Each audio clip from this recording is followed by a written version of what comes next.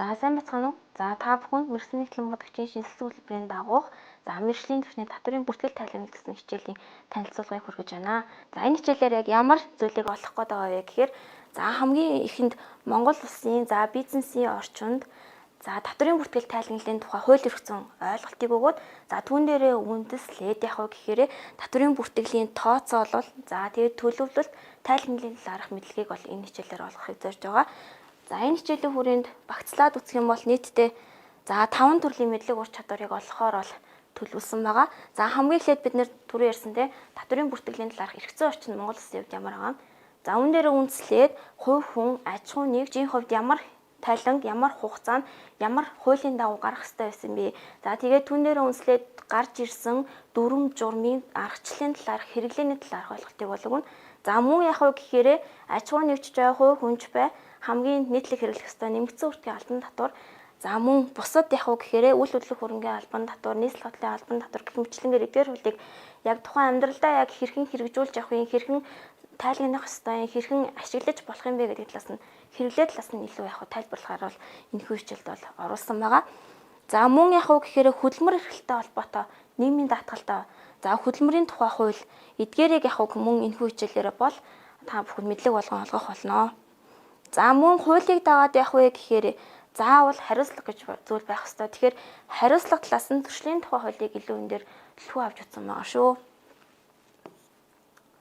За хичээлийн уялдаа. За энэхүү хичээл нь аудитоо баталгаажуулалт хичээлтэйгээ зэрэгцээ байдлаар бол мэргэжлийн түвшин дээр бол явна. Гэхдээ энэхүү хичээлийн суурь хичээл нь бол яг гэхээр гэрчлэгээний түвшний компани ба бизнесийн хууль эрх зүй гэсэн хичээл байгаа. За дараачийн залгамж хичээл нь болохоор яг вэ гэхээр компани ба бизнесийн тайлгнал гэсэн хичээлийн суурь хичээл нь болж өгнө. Гэхдээ яг гэхээр ерөөхдөө бол зэрэгцээ байдлаар ашиглагдаад тайлгнагдаад явна гэсэн үг. За энэхүү хичээл нь нийтдээ бол 9 бүлгээс бүрдэж байгаа. Хууль болгон дээрээ бид нэр яг гэхээр илүү дэлгэрэнгүй хуулийн зүйл залтыг тайлбарлан дээрээс нь тухайн хуулийг амьдралд хэрхэн хэрэглэх талаас нь яг гэхээр тайлбарлаж өгсөн байгаа. За хамгийн их анхаарах ёстой бүлэг нь бол яг гэхээр BCD буюу аж ахуй нэгж, нэмэгдсэн үртгийн албан татвар, эрүүл мэнд даатгалын тухай хууль, дээрэс нь хувь хүний орлогын албан татврын тухай хуулийг энэхүү хичээлдэр хамгийн их зайг эзлэхээр бол хичээлийн сургалтын хөтөлбөрөөр боловсруулагдсан. Дээрэс нь энэхүү хичээл дээр яг гэхээр шалгалтаа ч гэсэндээ яг энэ 9 бүлгийн хүрээнд дээрэс нь шалгалтад эзлэх хувийн жим маань артлын дээр 100%-аас 9 бүлэгт харьцуулсан хувь хэмжээгээр бол орж ирэх боломжтой байгаа шүү. Энэ дээр нь бас та нар шалгалтын дээр бэлтэж явах хэвчээс илүү анхаарал ажиллах боломжтой байгаа. Энэхүү хичээлийг бэлтгэхдээ буюу энэхүү хичээлийн шалгалтанд хэрхэн бэлтгэх вэ гэхээр онцлог нь хэрвээ та нар видео хичээл үзэж байгаа бол мөн яг гэхээр видео хичээлээ судлаад тухайн хуулийг өөрт ойлгомжтой байдлаар зураглал хэлбэрээр яг гэхээр товчлыг хийгээрэй.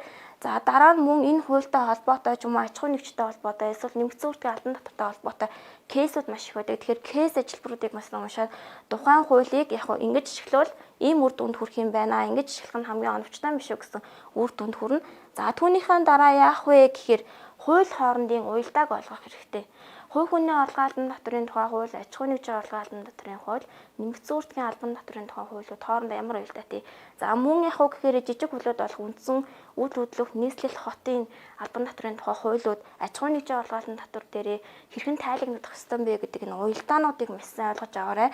Дээрэс нь яг гэхээр энэ хуулийг дагаж гарч ирсэн дүрм журм, тэгээд хуулийг тайлгнахад ашиглах маягтуудын хоорондын уялдааг маш сайн ойлгож аваарай. Тэгжээж яг гэхээр тухайн шалгалтанд ирж байгаа тестүүдийг илүү уялдаатай байдлаар ойлгож дээрэс нь хамгийн хурдан үр дүнтэй байдлаар тооцоолох юм боломжтой байгаа шүү. Дараа нь яг гэхээр тухайн шалгалтанд ирж байгаа эсвэл яг тухайн хичээлийн хөтөлбөртэй холбоотой болоод тасгалын хурамжуудыг илүү дадлаг болгож ажиллана. Дээрэс нь энэ дээр яг гэхээр хамгийн гол анхаарах ёстой зүйл нь хуулийг дан ганцаараа бэлдээд бол яг гэхээр шууд бол давна гэж яахгүй. Тэгэхээр та нар багаар ажиллах хэрэгтэй. Хинээсээ ямар кейс худалдааны байгууллагууд, нүүлдвэрлэлийн байгууллагууд ажиллах нэгтлэнгууд гэж болно. Тэгэхээр хинээр нь ямар кейсүүд гарч ирсэн бэ гэдгийг нас туршлага солилцох байдлаар энэхүү шалгалтанд бэлдүүлээс бусад шалгалтыг бодвол илүү үр дүнтэй бэлтгэх аргачлалын нэг байгаа шүү. Энэхүү хичээл маань хин зориулагдсан бэ гэхээр зөвхөн мэргэжлийн нийтлэн бодогчийн шалгалтанд бэлтгэж байгаа хүнд биш. Ихтэй сургуулийн оюутнууд, ихтэй сургуулж байгаа багшилж байгаа багш нар за тэгээд тухайн байгууллагад ажиллаж байгаа яг одоо нэгтлэн хийж байгаа тий санхүүгийн ажилтнууд за дээрээс нь удирдах албан тушаалтанд байгаа хүмүүс татварын бүртгэлийн талаарх ойлголтыг бол өгөх зорилгоор энэхүү хичээлийг мөн нэмэлтээр судлан өөрсдийнхөө мэдлэг ур чадварыг нэмэгдүүлэх юм боломжтой байгаа шүү. За ингээд тухайн хичээлтэй холбоотой нэмж тодруулах эсвэл тухайн кейстэй холбоотой асууж тодруулах зүйл байх юм бол хариултуудыг за манай энэ утсаар холбогдоод за эсвэл холбогдох энэ веб сайтуудаар бол дамжуулан авах боломжтой байгаа шүү.